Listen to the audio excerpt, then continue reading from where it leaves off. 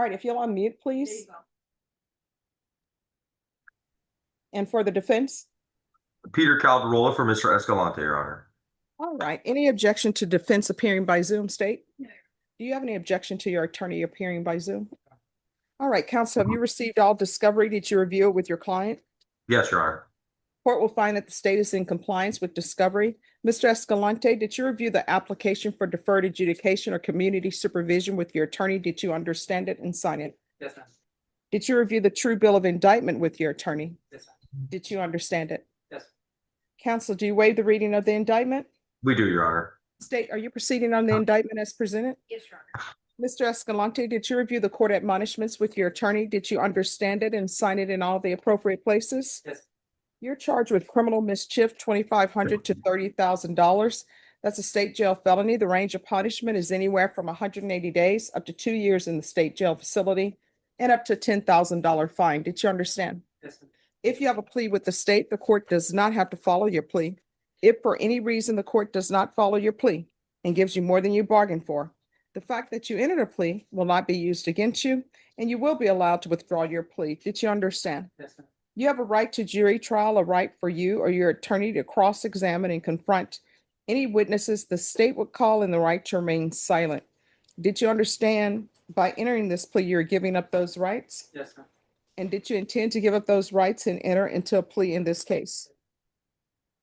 Did you understand if the court were to grant your application for deferred adjudication, if for any reason your deferred adjudication were revoked, the court could find you guilty and sentence you up to 2 years in the state jail facility and up to a $10,000 fine? Yes, ma'am. Counsel, has your client been able to provide you with any defenses? He has, Judge. Do you believe he has a rational as well as a factual understanding of the charges against him? I believe he does, Your Honor. Do you believe he's currently competent and was legally sane at the time of the offense? Yes, Your Honor, I believe he is. Mr. Escalante, has anyone threatened you, coerced you, or placed you in fear to get you to enter this plea? No, ma'am. Anyone promised you anything other than the plea? No, ma'am. Are you satisfied with the way you've been represented? Yes, ma'am. If you're not a U.S. citizen, by entering this plea, you will be deported, denied naturalization, and re-entry. Did you understand? Yes, ma'am. Court will find that defendant has knowingly and voluntarily waived his right to jury trial.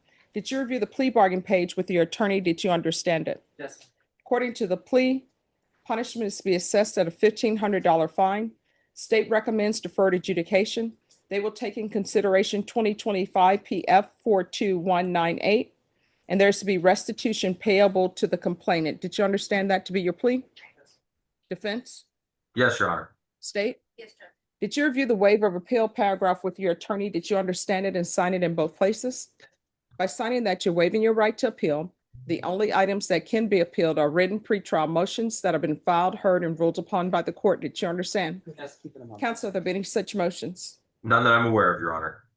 Outside the agreement, the state is recommending that your community supervision be for a term of 4 years. There be a TAP evaluation, 120 hours community service restitution, no contact with Nicholas Golbowski, MD Harbor, Ramon, and 1001 Capitol Avenue.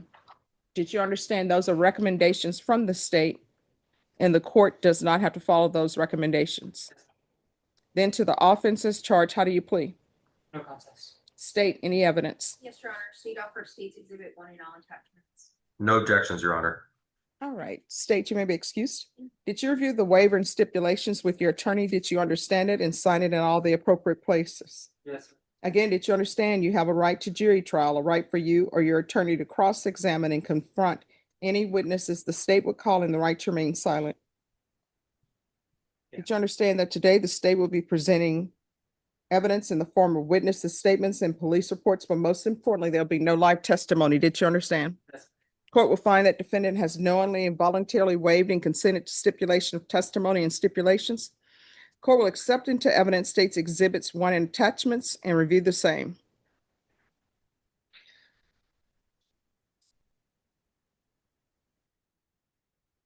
All right, after reviewing states exhibits 1 and attachments, the court will find there is sufficient evidence to find you guilty. The court will defer finding of guilt as you've applied for deferred adjudication. Defense, are you stipulating to the cost of damages to $6,492.23? We are not, Your Honor. I believe we are going to require a restitution hearing. All right, so you want to explain to me why you're scratching someone's car and hitting out the rear windows? Oh, it was like a back and forth type of issue. I'm not really a violent person, nor am I like someone who like goes looking for trouble or anything like that. But there was just some things that because it's a like a shared dorm room area, and I just noticed a lot of things that were like of my property that were like misplaced, taken, and also like never found. So it was just a mistake in that.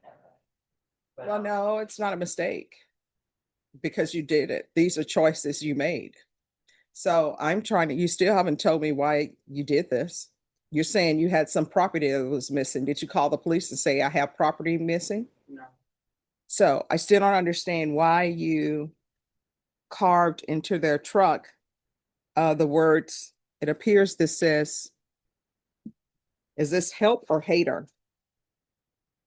I really it was like so long ago. I really honestly cannot remember anything that's Well, on the back, I can read the profanity. And then you burst out windshield. So you haven't explained to me why you would do such a thing.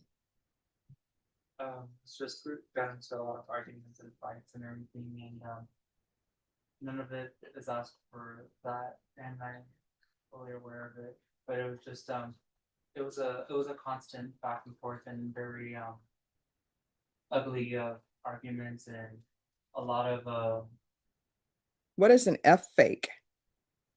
And why would you put HOMO on the hood of the car? oh it's just because a lot of the arguments that were about some had to do with sexuality, also had to do with some had to do with race, another had to do with professionalism, and another had to do with just how we were brought up. What do you mean how we were brought up? I was brought up, I'm sorry. Okay. It's just I'm a very proud person and very vainglorious in a very healthy way, and just the way I was like treated, or we were going back and forth, kind of like clouded a lot of judgment, and also it pretty much made it feel that like kind of like alienated in a way. Just kind of unwanted and very misunderstood. All right. So you did a very complicated word salad for me, but it still hasn't told me anything. So let me get to this point.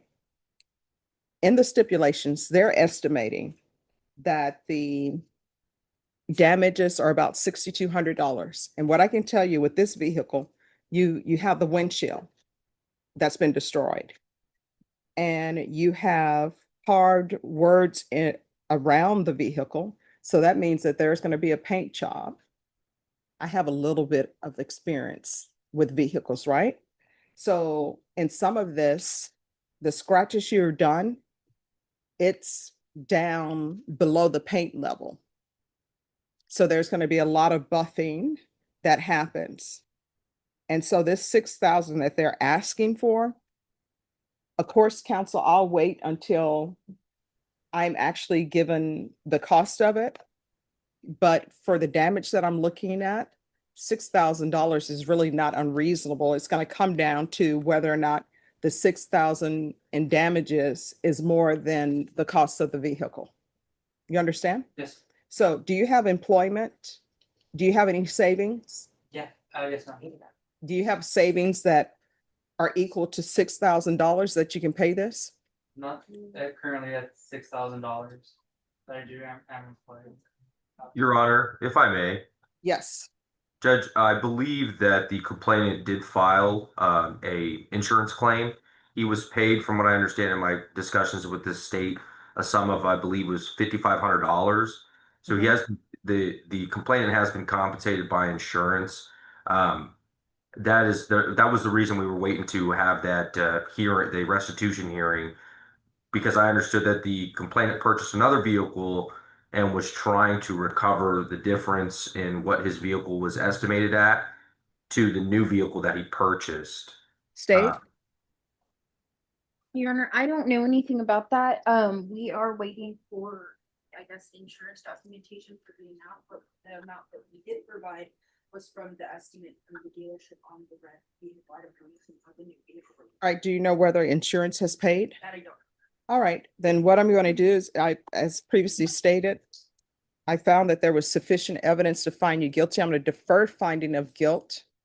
And we are going to come back and state you have until this time to provide the defense with proposed